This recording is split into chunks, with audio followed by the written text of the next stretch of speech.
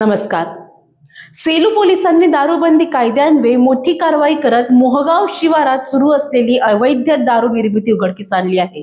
या कारवाईत पोलिसांनी तब्बल 4,40,000 रुपये किमतीचा मुद्देमाल जप्त केला असून 2 आरोपींविरुद्ध गुन्हा दाखल करण्यात आला आहे।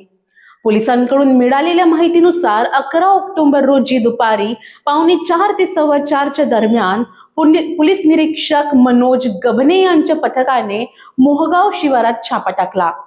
छापा टाकताना पोलिसांना शंकर पुरुषोत्तर पिंपळे राहणार शिवणगाव यांच्या शेतात अवैधरित्या दारू भट्टी सुरू असल्याचे आढळले।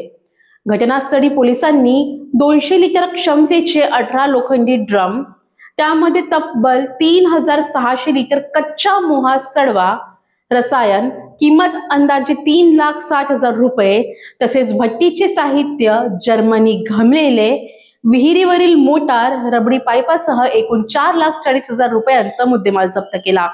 ही कारवाई पोलीस निरीक्षक मनोज गबने, निरंजन वरभे, पोलीस हवालदार तुषार भुते, मंगेश राऊत आणि तुषार भोंबे यांच्या पथकाने केली।